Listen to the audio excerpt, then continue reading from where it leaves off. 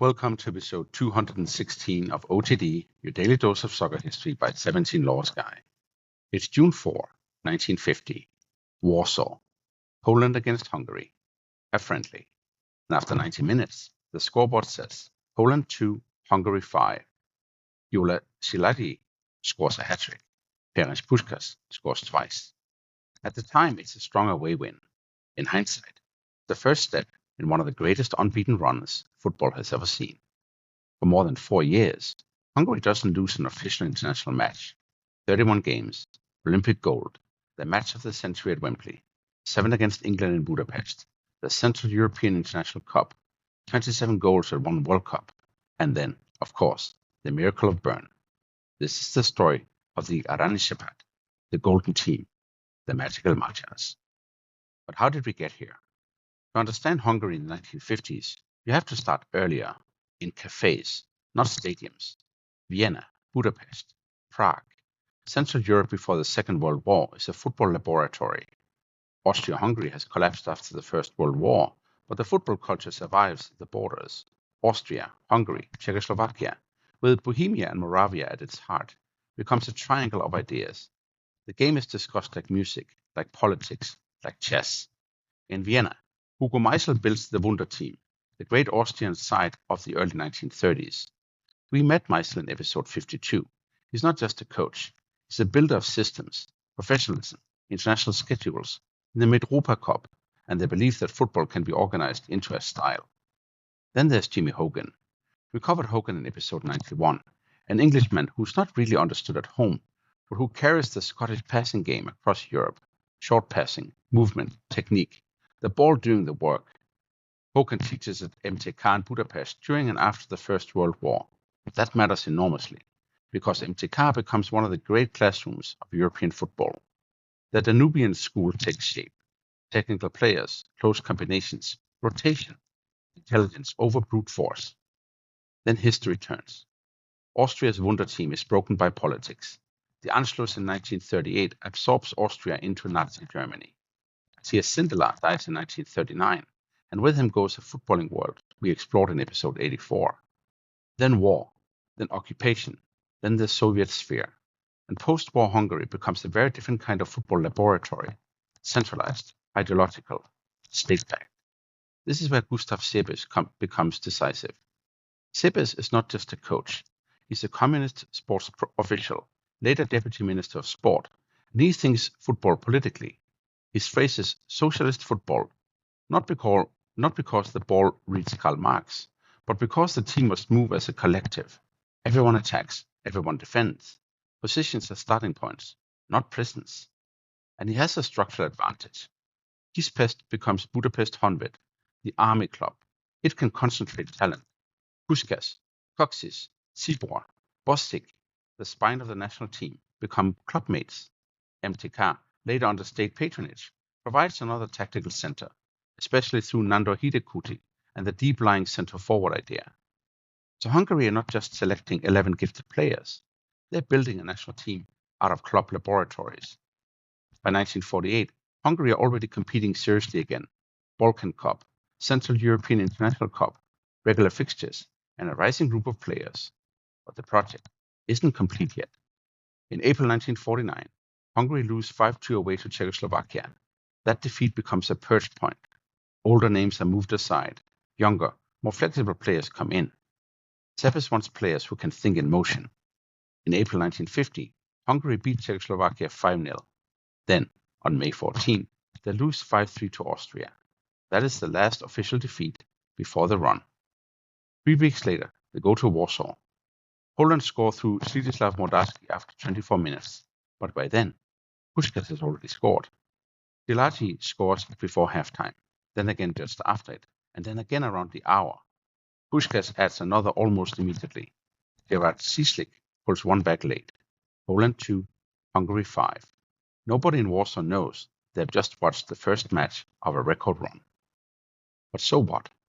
The run becomes extraordinary very quickly. There are unofficial blemishes along the way, including a defeat to a Moscow 11 in the wider political football calendar. But in official international football, Hungary simply keeps going. At 1952 Helsinki Olympics, The world sees them properly.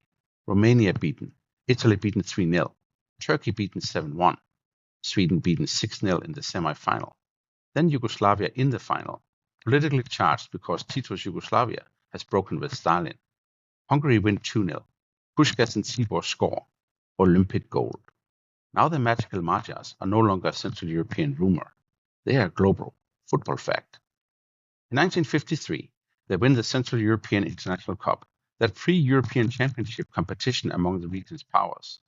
The decisive symbol is in Rome, Italy 0, Hungary 3. Then comes November 25, 1953, Wembley. England have never lost at home to a team from outside the British Isles. Hungary arrive with Hidekuti dropping away from centre forward, Puskás and Coxes moving around him, Bosic directing midfield, Grosic sweeping behind the defence. England cannot solve the geometry, and Hungary win 6-3, the match of the century. It's not just the score, it's the method.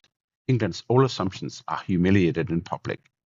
And if anyone thinks it was a one-off, Hungary invite England to Budapest in May 1954 and win 7-1. 13-4 over 2 matches. The birthplace of football has been given a tutorial. So when Hungary arrived at the 1954 World Cup in Switzerland, expectation is almost unbearable. They open with South Korea, 9-0. Then West Germany, 8-3. But that second match carries a cost.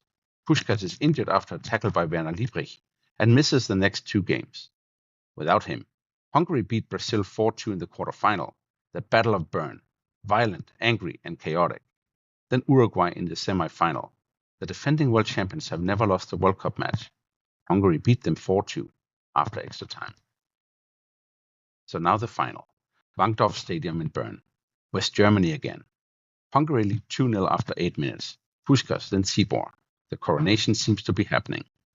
But then Max Morlock scores. And then Helmut Rahn equalizes. And then, in the 84th minute, the impossible happens. Helmut Rahn scores again. West Germany 3, Hungary 2. The Miracle of Bern. For Germany, it's a national rebirth. For Hungary, it's the wound that never quite closes. And yet the team doesn't collapse immediately. That is part of the myth. After Bern, they keep winning. In December 1954, they go to Hampden Park and beat Scotland 4-2 in one of the largest crowds in European football history. In May 1955, they take a northern tour that sounds impossible. May 8, Norway 0, Hungary 5. May 11, Sweden 3, Hungary 7. May 15, Denmark 0, Hungary 6. And May 19, Finland 1, Hungary 9.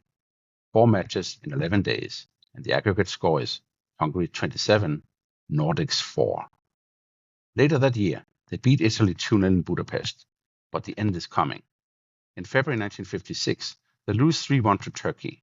Then in May and June come damaging defeats to Czechoslovakia and Belgium, and Sebes is sacked after the Belgium match.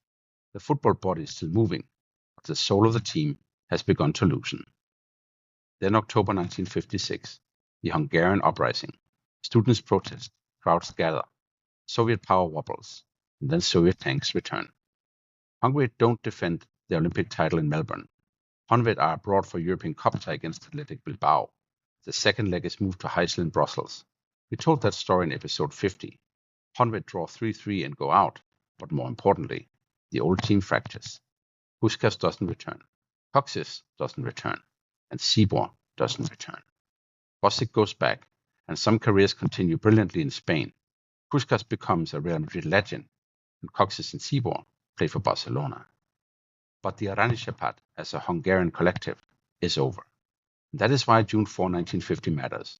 Not because Poland 2, Hungary 5 was the greatest match they ever played. It surely wasn't. It matters because this was the beginning of the spell. The moment before the world knew, before Wembley, before Helsinki, before Bern, and before all the ghosts. Before we go, 3 things to take away from June 4, 1950. First, the magical Magyars were not an accidental talent. They were the product of Central European football culture, Hogan's passing gospel, Meisel's competition building, MTK's technical school, Honved's concentration in players, and Sebes' state-backed vision. Second, the football was modern before the world knew how to describe it. The drawn forwards, positional rotation, a goalkeeper who swept, defenders joining attacks, and collective movement. This was the prototype, or what later generations would call total football. Third, their tragedy is part of their greatness. They changed football, but didn't win the World Cup. They kept playing after Bern, but politics broke the team. The myth survives because the football was brilliant and the ending was cruel. On this day in 1950, Hungary beat Poland 5-2 in Warsaw, Szilágyi with a hat-trick and Puskás with a brace, began the unbeaten run that turned a great generation into the Aranycsapat, the golden team, the magical Magyars. That is all for episode 216 of OTD, your daily dose of soccer history by 17 Lost Guy. I would be very grateful if you'd rate the show 5 stars, so the algorithm can push it to new followers every day. And of course, please share it with your friends. Also, I want to hear your comments and ideas. My email is otd@17lawsguy.com.